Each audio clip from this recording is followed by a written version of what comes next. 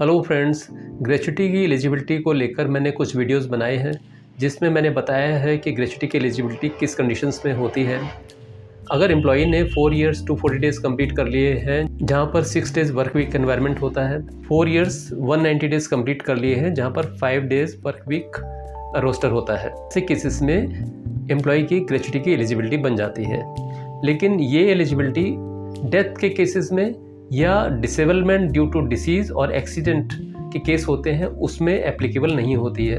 यानी कि अगर एम्प्लॉई ने 4 इयर्स 240 डेज़ कंप्लीट नहीं किए हैं, उससे पहले उसकी किसी कारणवश डेथ हो जाती है या एम्प्लॉई की डिसेबलमेंट हो जाती है बिकॉज ऑफ सम डिसीज़ और एम्प्लॉई काम करने की पोजीशन में नहीं होता है जो कि वो काम कर रहा होता है, तो उसके केसेस में ये जो क्राइटेरिया है सो कॉल्ड 5 इयर्स वाला एप्लीकेबल नहीं होता है। तो सवाल ये आता है कि डेथ के केसेस में जो एम्प्लॉय के नॉमिनीज़ हैं या जो लीगल हेयर्स हैं यानी ये कानूनी उत्तराधिकारी हैं वो किस तरीके से क्लेम करेंगे। आज के इस वीडियो में मैं आपको बताऊंगा complete process A to Z, किस तरीके से आपको अप्रोच करना है एम्प्लॉयर को या लेबर अथॉरिटी को। चलिए शुरुआत करते हैं आज के इस वीडियो की। सबसे पहले बात करते हैं नॉमिनेशन को लेकर।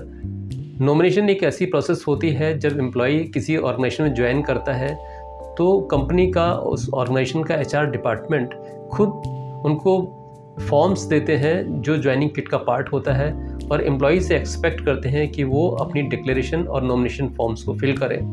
किसी भी कंपनी को ज्वाइन करते समय अगर किसी एम्प्लॉई की फैमिली नहीं है तो वो नॉमिनेशन अपने पेरेंट्स के फेवर में कर सकते हैं, और अगर किसी एम्प्लॉई की फैमिली है तो वो अपने स्पाउस के फेवर में नॉमिनेशन कर सकते हैं।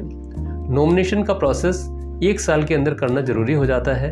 एम्प्लॉई चाहे तो ग्रेच्युटी का डिस्ट्रीब्यूशन किस तरीके से करना है। फॉर एग्जांपल, अगर मैंने किसी ऑर्गेनाइजेशन में ज्वाइन किया है और मैं अपने पेरेंट्स का नॉमिनेशन करना चाहता हूँ और मैं चाहता हूँ कि मेरे मदर को 50% मिले, मेरे फादर को 50% मिले, तो इस तरीके का मैं डिस्ट्रीब्यूशन उस नॉमिनेशन फॉर्म में कर सकता हूँ।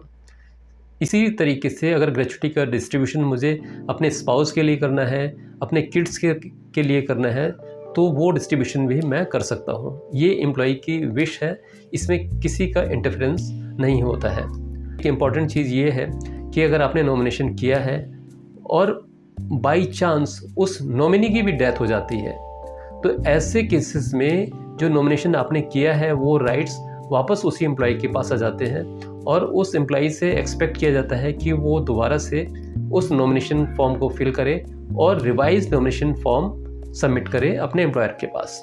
नॉमिनेशन कर लिया आपने, लेकिन किसी कारणवश एम्प्लॉय की डेथ हो जाती है, तब उसका क्लेम किस तरीके से करेंगे। यहाँ पर थोड़ा सा कैच है। कई बार क्या होता है कि एम्प्लॉय की नेग्लिजेंस की वजह से कोई नॉमिनेशन नहीं होता है और बाई चांस अगर उसकी डेथ हो जाती है तो ऐसे केसेस में जो लीगल हेयर्स हैं, जो कानूनी उत्तराधिकारी हैं, उनको थोड़ा सा टेक्निकली प्रॉब्लम फेस करनी पड़ती है, क्योंकि एम्प्लॉयर के पास एक रीज़न होता है कि एम्प्लॉय ने कोई नॉमिनेशन नहीं किया है और उनके रिकॉर्ड में स्पाउस की कोई डिटेल्स रजिस्टर्ड नहीं है। तो यहाँ पर ये ज़रूरी है कि जब आप नॉमिनेशन करते हैं तो केयरफुली नॉमिनेशन करें, केयरफुली डिस्ट्रीब्यूशन करें जो ग्रेच्युटी का पेमेंट है। बाई चांस अगर ऐसी सिचुएशन बनती है जहाँ पर एम्प्लॉय की डेथ हो जाती है तो उस केस में लीगल हायर्स को किसी भी तरीके की प्रॉब्लम का सामना ना करना पड़े। अब साथियों, बात करते हैं कि उसका क्लेम किस तरीके से करना है।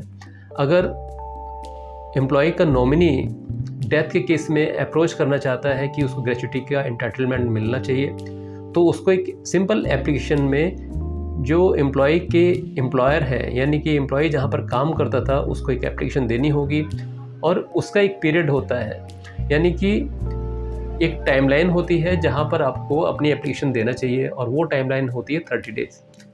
किस फॉर्म में अप्लाई करना है उसका लिंक मैंने डिस्क्रिप्शन बॉक्स में दे दिया है, वो आप जाके चेकआउट कर सकते हैं। ये रूल एप्लीकेबल हो गया उस केस में जहाँ पर एम्प्लॉय ने नॉमिनेशन किया है। दूसरा केस है जहाँ पर एम्प्लॉय ने नॉमिनेशन नहीं किया है, उस केस में क्या करें।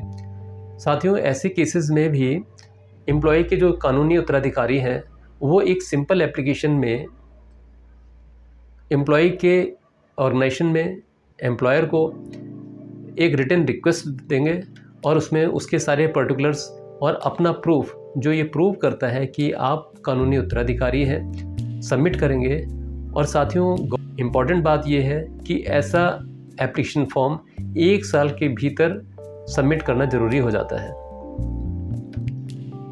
दूसरी बात एम्प्लॉयर के पार्ट से भी है। एम्प्लॉयर भी ड्यूटी बाउंड होते हैं कि जब ग्रेच्युटी की एंटाइटलमेंट एम्प्लॉय की बनती है और अगर एम्प्लॉय की कोई एप्लीकेशन नहीं आती है, किसी तरीके का क्लेम नहीं आता है, तो एम्प्लॉयर को वो अमाउंट कैलकुलेट करके कंट्रोलिंग अथॉरिटी जो कि लेबर डिपार्टमेंट के पास होती है, उनके पास डिपॉजिट करना होता है।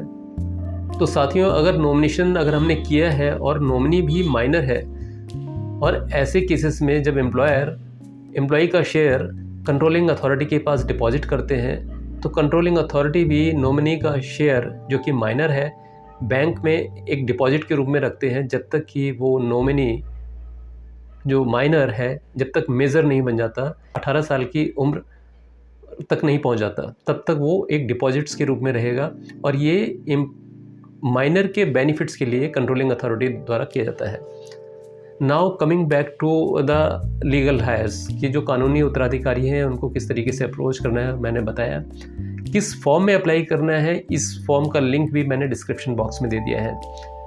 साथियों, यहाँ पर एक चीज़ और आपको मैं बता दूँ कि अगर आपको कोई डिस्प्यूट लगता है, अगर एम्प्लॉयर डिफ्यूज़ करता है ग्रेच्युटी की पेमेंट करने के लिए, उस केस में आपको लेबर अथॉरिटी को अप्रोच करना पड़ेगा और एक एप्लीकेशन फॉर्म है जिसमें आपको अप्रोच करना है, उसका लिंक भी मैंने डिस्क्रिप्शन बॉक्स में दे दिया है। तो साथियों, उम्मीद करता हूँ कि आपको ग्रेच्युटी से जुड़े हुए क्लेम प्रोसेस, नॉमिनेशन प्रोसेस को अच्छी तरीके से आप समझ गए होंगे। फिर भी अगर आपको कोई डाउट है, कोई क्वेश्चंस है, कोई क्वेरीज है, तो आप मुझे पूछ सकते हैं। साथियों, अगर ये आपको इन्फॉर्मेशन अच्छी लगी हो तो इसको शेयर करना ना भूलें, क्योंकि ऐसी इन्फॉर्मेशन उन लोगों तक पहुंचना ज़रूरी है जिनको इस इन्फॉर्मेशन की सख्त ज़रूरत है।